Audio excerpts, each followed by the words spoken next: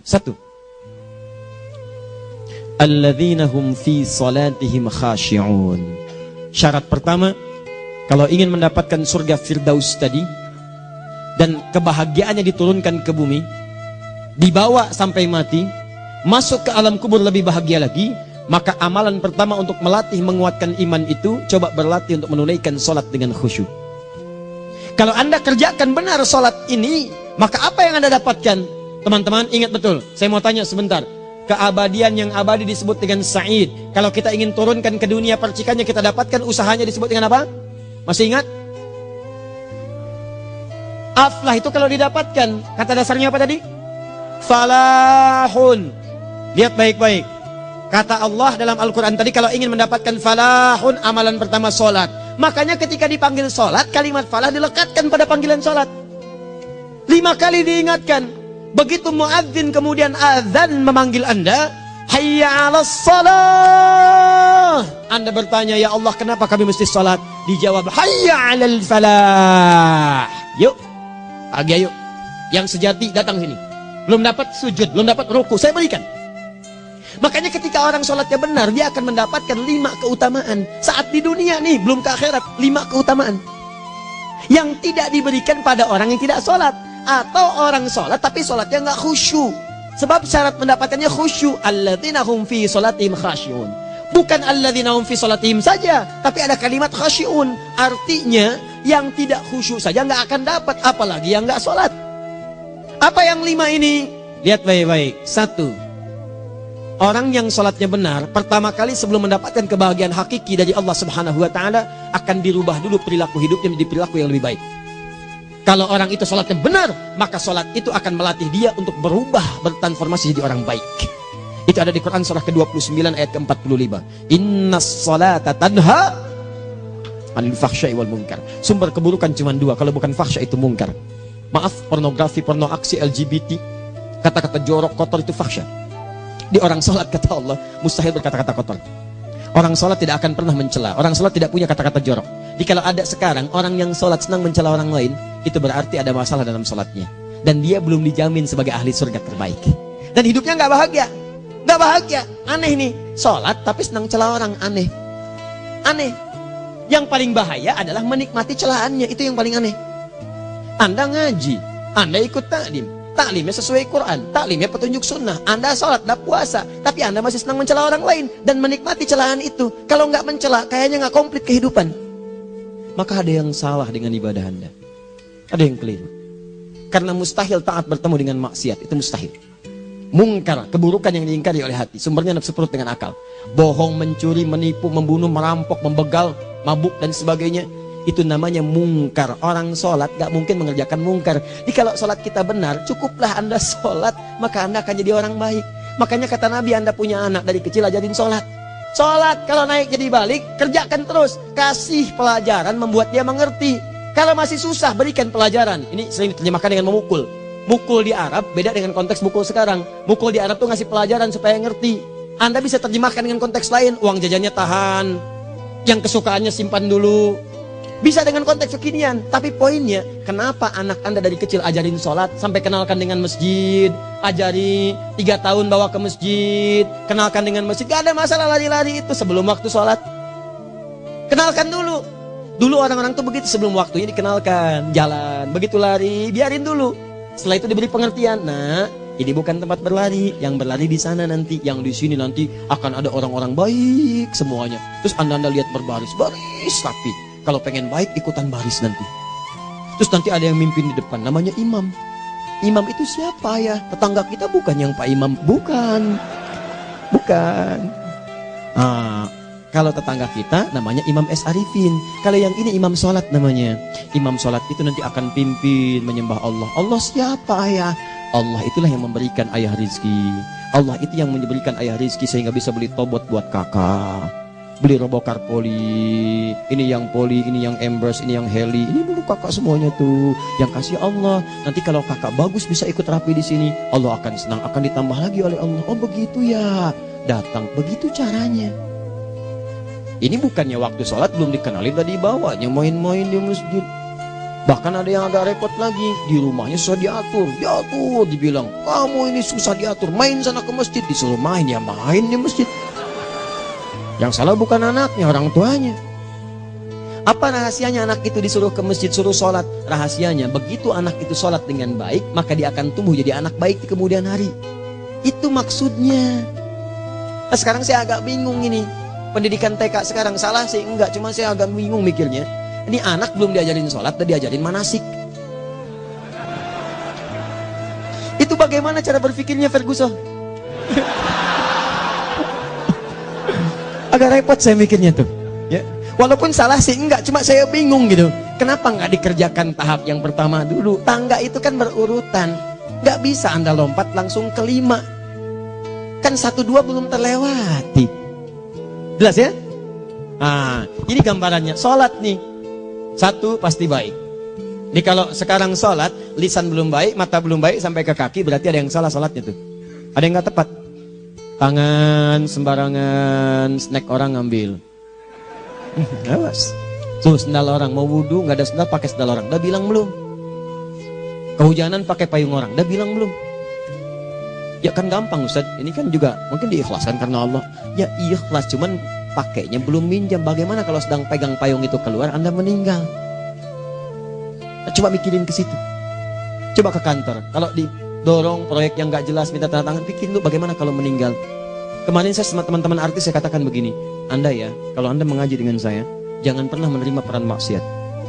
Walaupun itu sekedar adegan, tapi itu maksiat. Kalau bayangkan ketika Anda memerankan itu, Anda diwafatkan oleh Allah Subhanahu Wa Taala.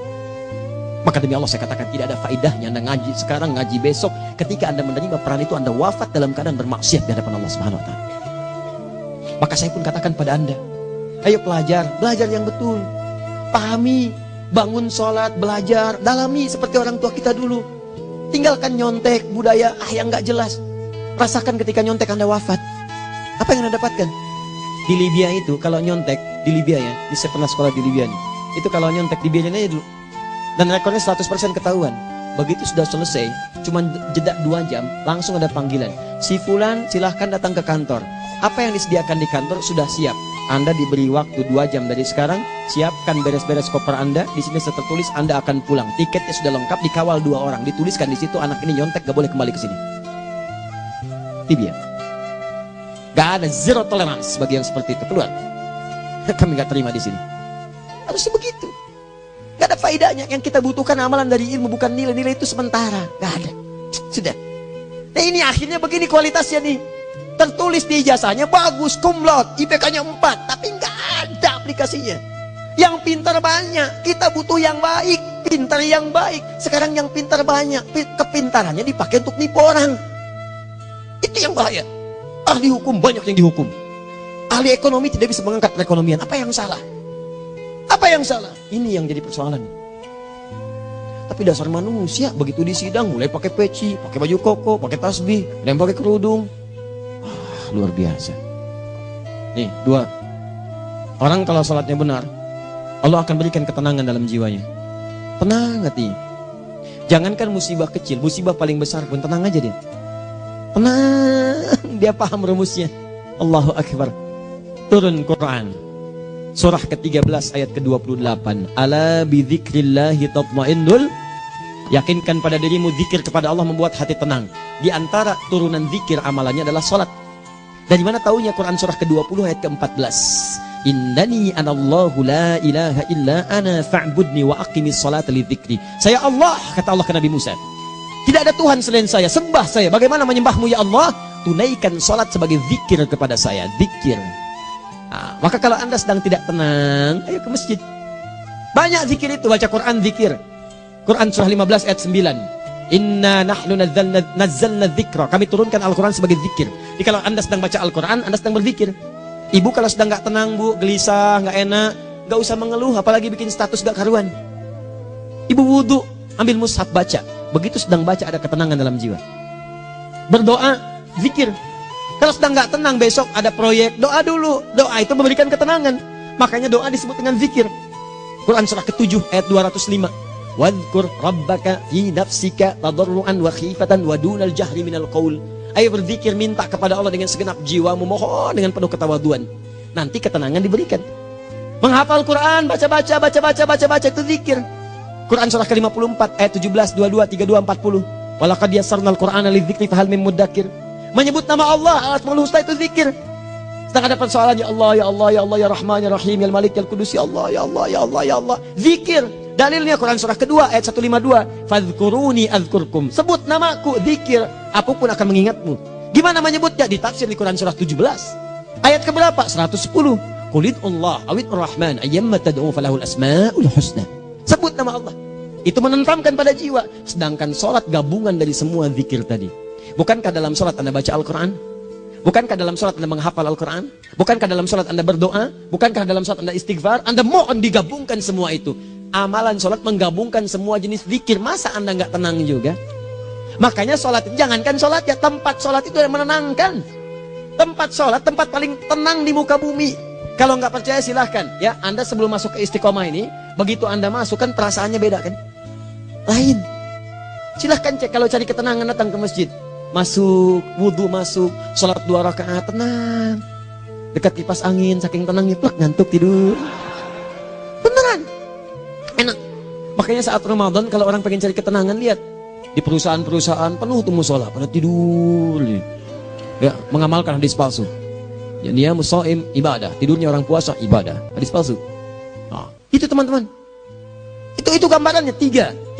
Orang yang salatnya khusyuk benar, itu dijamin langsung oleh Allah Subhanahu wa taala akan dimudahkan semua urusan hidupnya termasuk rezekinya. Ini yang saya katakan. Jadi saya katakan tadi, di akhirat ini, di surga, rezeki tinggal ngambil. Anda kalau benar sholatnya, itu langsung dijanjikan oleh Allah. Rezeki itu nggak perlu Anda banyak pikirkan. Ikhtiar sedikit, datang. Bahkan dari sisi yang tidak Anda duga. Apa dalilnya? Quran surah ke-65 ayat 2 dan 3. Ditafsir di Al-Baqarah ayat 2 dan 3. Wa may yattaqillaha yaj'al lahu makhraja. Ada orang yang meningkatkan takwanya kepada Allah, kami mudahkan urusan hidupnya. Setiap persoalannya diberikan jalan keluar, mudah. Solusi. Setiap ada problematika, ada solusi. Wa yarzuqhu min haitsu la yahtasib. Dan kalau dia ingin mendapatkan rezeki, bahkan kami kirimkan dari sisi yang tidak dia duga. Orang lain capek ini datang lagi, tawaran proyek datang lagi. Utsman tuh Masya Allah, kayanya banyak. Tapi yang paling dirindukan bukan saat mendapatkan peningkatan omsetnya, yaitu saat dia mendapatkan waktu khusus dengan Allah untuk sholat. Malam hari sampai-sampainya sempat sholat tahajud sampai khatam Al-Quran. Abdurrahman bin Auf demikian, Tamim Ad-Dari demikian. Sholat karena tahu sholat itu meningkatkan rizki. Karena tahu kuncinya ada di situ, Allah yang punya rizki. Disebut dengan Razak, pemilik rizki. Maka saya harus punya hubungan dekat dengan Allah. Kalau sudah punya hubungan dekat, mau apa aja gampang. Belum minta, udah diperhatikan. Silahkan cek, Anda punya hubungan baik dengan bos Anda di kantor. Ya, sebelum Anda minta, beliau udah pikirin tuh. Telepon bendahara. Dia udah ngambil belum gajinya? Belum Pak, tambahkan bonus sekian. Kenapa? Karena dia mengawasi Anda. Allah maha tahu dibandingkan dengan bos Anda. Mendekat kepada Allah, semua diperhatikan oleh Allah. Siapa orang takwa itu? Kalimat takwa pertama di Al-Quran Al-Baqarah ayat 2, amalannya ayat 3. Dzalikal kitabu la raiba fihi hudal lil. Siapa mutakin itu? Ayat 3-nya. Alladzina yu'minuna bil ghaib wa yuqimunas shalah. Gampang. Kalau pengen mudah hidupnya gampang. Biaya nggak mahal, tenaga nggak banyak, tingkatkan takwa nih. Kalau hidup Anda masih susah, di kantor champion, di rumah tangga bermasalah terus, atau sebaliknya, maka boleh jadi kalau gelar Anda tinggi, harta Anda banyak, tapi selalu punya masalah. Bukan Anda kurang hebat, bukan Anda kurang kedudukan, bukan Anda kurang kaya, Anda kurang takwa. Dan yang paling dahsyat, mungkin sholat Anda belum berkualitas. 4. Orang yang sholatnya benar, khusyuk dia. Bahkan saat sholat itu kalau dia minta, maka seketika doanya akan dikabulkan.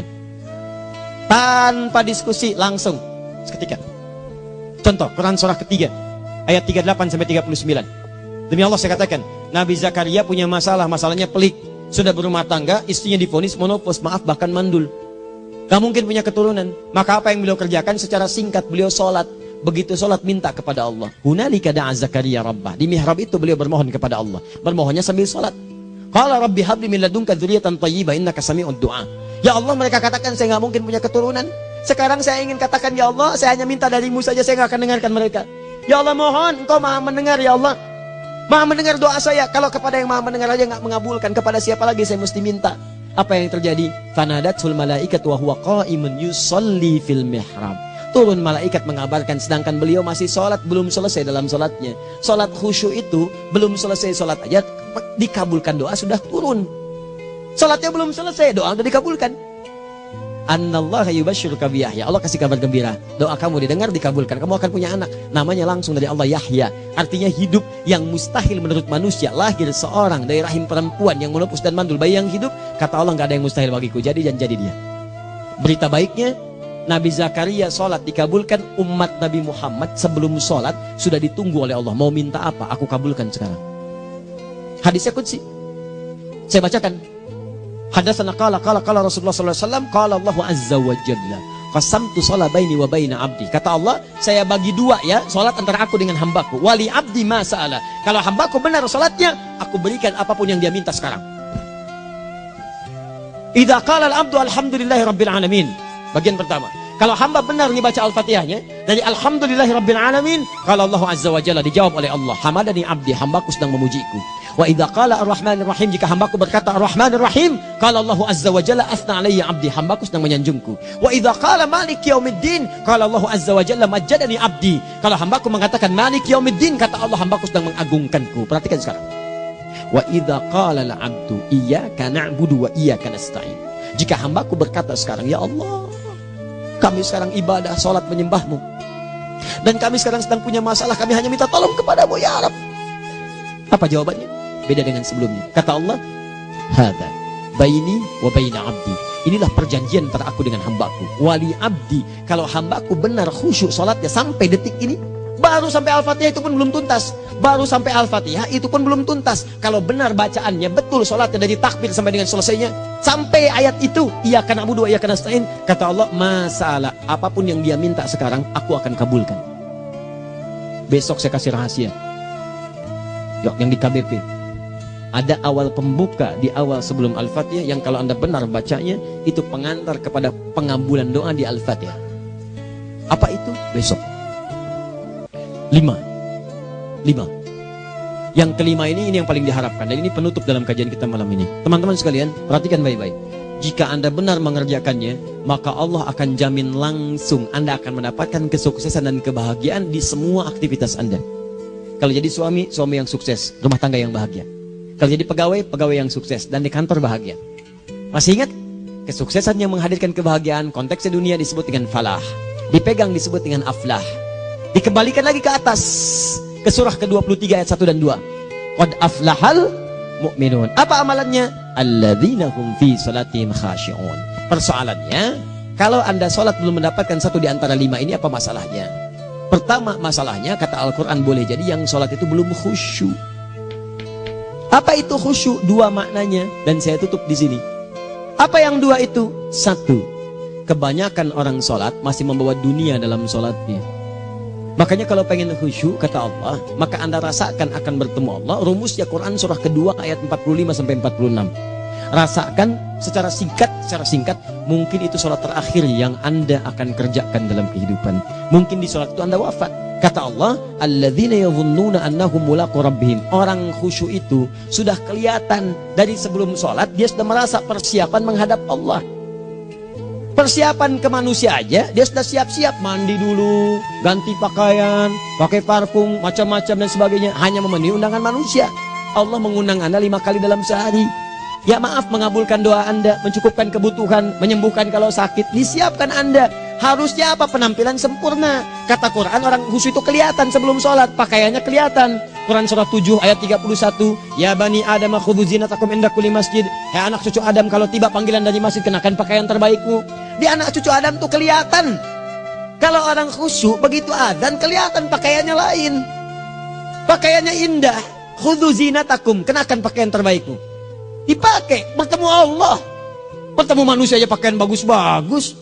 Ini aneh ya, ada orang salah ibadah aja. Orang salah ibadah pakaiannya bagus-bagus.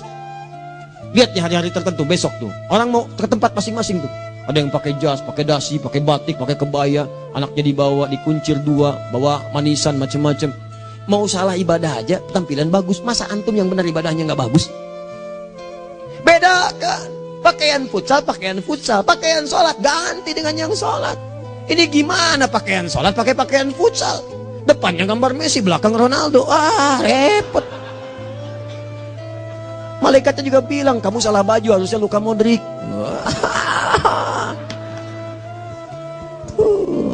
Hafal saya. Ayo mau tanya apa? Mourinho dipecat saya tahu. Lagi nganggur sekarang, ditawarin Benfica dia nggak terima. Sekarang jadi dia komentator di Bein Sport. Nanti sebentar lagi dia akan komentar di laga Saudi dengan Qatar dan komentar laga Arsenal dengan Inter. Digantikan oleh Solskjaer. Dia super sub dulu. Ya, super sub. Ya, the baby assassin, ya pembunuh yang berwajah baby face. Masuknya di akhir-akhir. Gol. Sekarang melatih dia 5 kali kemenangan, belum kalah sama sekali. Saya hafal itu. Tapi masih di urutan ke-6, tapi jaraknya ke yang keempat itu tinggal 3 poin lagi. Hafal saya. Liverpool tahu cuma 4 poin sekarang bedanya. Kemarin 7 kalah 2-1 sama Manchester City. Walaupun banyak analisis yang menyebutkan mungkin itu diberikan saja gitu kan. Karena ada yang lain-lain. Hafal kedua Manchester City. Hafal saya. Ayo mau tanya apa lagi? Tottenham Hotspur ke bawahnya. Ada Chelsea, ada Arsenal, baru kemudian Manchester United. Liga Italia, wah udah gak kekejar Juventus. Ya, apa lagi? Dan seterusnya lah. Gak ada ujungnya bahas yang begituan. Jelas ya? Maksud saya, Anda tanya itu saya jawab. Tapi tidak menghilangkan ibadah kita yang lain. Dan apa ruginya? Ya tahajud dah. Apa yang bisa dikerjakan besok, lihat besok. Ya kan tahajud kan bisa besok. Ada orang tahajud jam 10 pagi? Gak ada. Lebih baik Anda kerjakan malam tahajud. Yang tidak bisa dilihat malam, bisa dilihat besok. Cara berpikirnya bagaimana kalau besok meninggal? Gak kesampaian teman-teman sekalian. Gak kesampaian. Nah maka dari itu, Anda kalau mau ada panggilan sholat, siap-siap baju yang bagus. Itu sempurnakan. Anda panggilan orang mandi. Panggilan Allah, buka Quran surah 5 ayat 6. Sempurnakan wudhu. Ya ayyuhalladzina amanu idza qumtum ila shalah faghsilu wujuhakum. Wudu yang baik. Berpakaian yang rapi. Kenapa? Karena boleh jadi saat dipanggil Anda wafat saat itu. Maka wafat Anda dalam keadaan yang suci, dengan keadaan tobat, dengan pakaian terindah pada saat itu. Yang kedua, maaf, orang-orang kurang khusyuk itu saya tutup. Yang kedua itu karena kebanyakan orang sholat tidak paham, tidak mengerti apa yang dibaca dan dilakukan dalam sholatnya. Jujur pada diri sendiri, jawab pada diri Anda. Sampai sekarang Anda sholat, berapa persen bacaan sholat yang Anda pahami? Jangan-jangan selama ini Anda sholat ribuan kali sujud, ribuan kali ruku. Gak ada yang paham yang dibaca. Sekian persen yang paham, bagaimana sholat Anda bisa khusyuk? Pekerjaan Anda dipahami, urusan akhirat Anda gak dipahami. Di mana cara berpikirnya? Aku yang bagaimana atau engkau yang harus bagaimana? Ya, coba berubah. Nah ini baru satu amalan, belum yang lainnya. Ada 5 amalan lagi yang kalau kita bisa turunkan itu, selain sholat yang khusyuk, maka jaminan tadi akan datang. Baru sholat khusyuk aja 5 datang, apalagi ditambah dengan 5 amalan lainnya lagi. Demi Allah saya katakan, dunia kecil sekali, gak ada nilainya. Akhirat aja enak, nikmat. Saya ketemu Ustaz Arifin beberapa waktu lalu, dan kita doakan semoga Allah berikan kesembuhan, kesehatan. Saya datang, biasa kita ada berdoa, duduk. Bang istirahat, bang butuh istirahat, umat udah nunggu.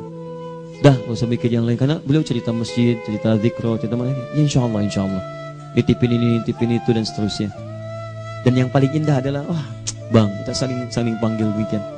Nikmat, gak ada yang senikmat ini. Zikir, Allah, doa.